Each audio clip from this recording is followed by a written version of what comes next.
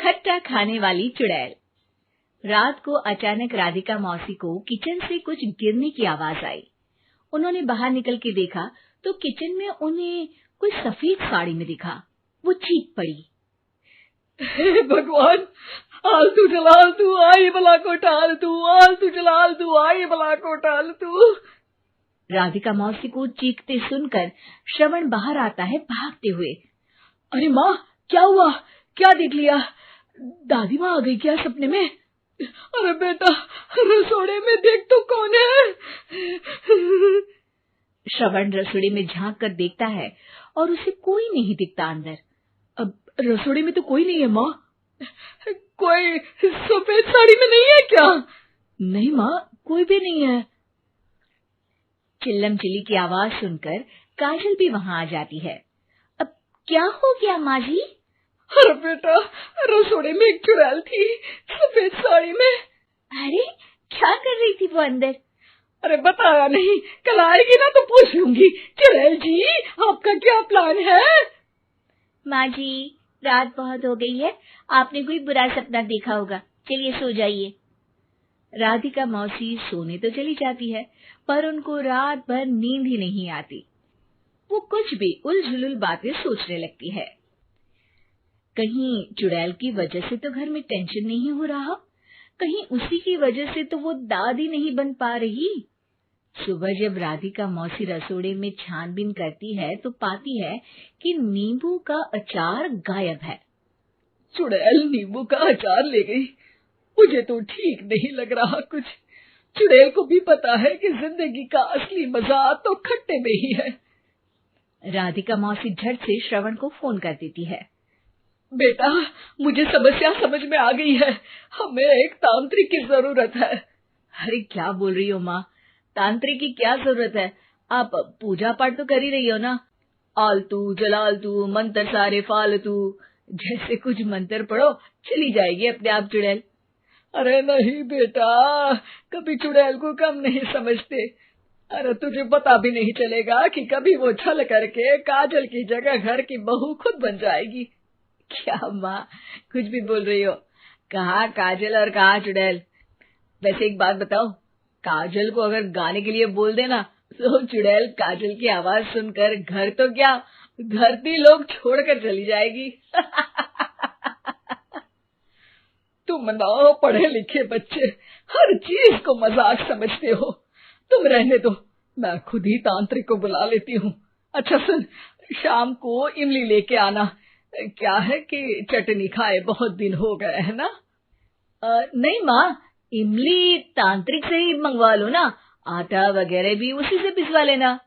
देखो मुझे काम करना है। श्रवण रात को कई तरह की सब्जियों के साथ माँ के कहने पे चटनी के लिए इमली भी ले आया था, लेकिन राधिका मौसी के दिमाग में अलग ही फिल्म चल रही थी। उन्हें अब सिर्फ शक ही नहीं यकीन होने लगा था कि शायद चुड़ैल ने श्रवण पर अपना जाल बिछा दिया था, जिस वजह से श्रवण उनकी बात ही नहीं मान रहा था। पर कोई नहीं, आने वाली रात में राधिका मौसी खुद तैयार हो गई चुड़ैल को पकड़ने के लिए।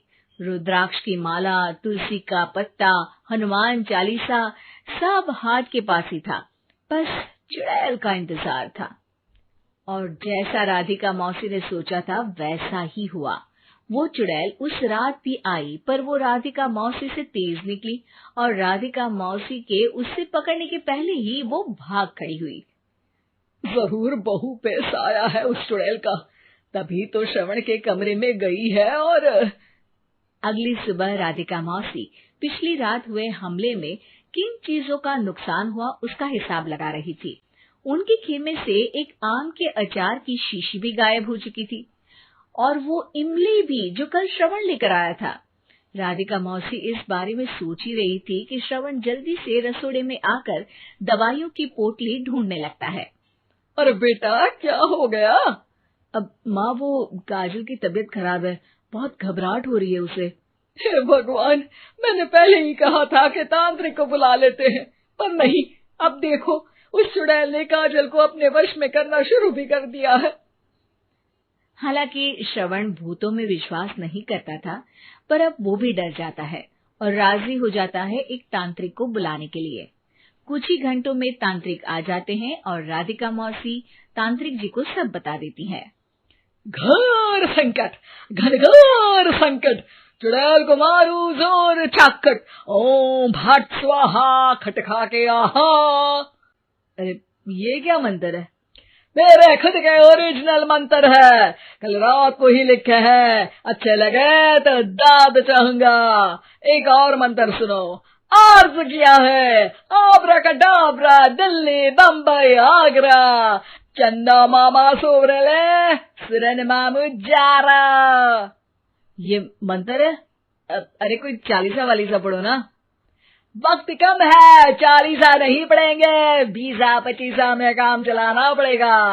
अलग निरंजन जाके लंदन, मुफ्त का मंजान घिस मेरे नंदन। अरे जल्दी करो तांत्रिक जी, जल्दी करो। तांत्रिक अपने उल झलूल मंत्र पढ़ने लगता है। श्रवण को तांत्रिक पे शक होता है।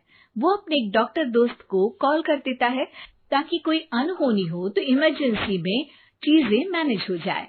तांत्रिक धुनी रमाता है, जिसकी वजह से कमरे में काफी धुआं हो जाता है और जिसकी वजह से बहू की घबराहट बढ़ जाती है। अब भागेगी चुड़ैल। हाँ।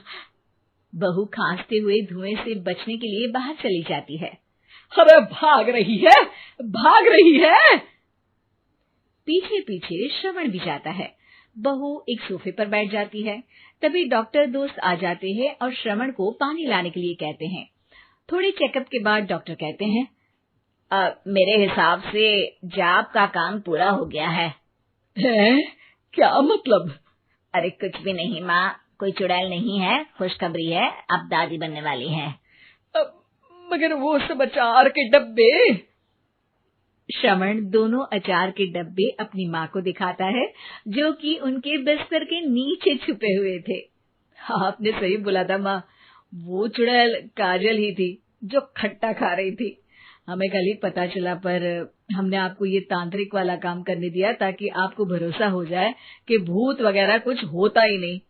अच्छा अच्छा, ये तो बड़ी खुशी की बात है, पर बेटा मुझे एक झाड़ू तो ला दे। क्यों माँ? ये तांत्रिक का भूत उतारती हूँ मैं। अब तांत्रिक राधा मौसी के डर से घर से भाग निकलता है और राधा मौसी उसके पीछे भागती है। अरे संकट ये घनघोर है, तांत्रिक मुआ चोर है।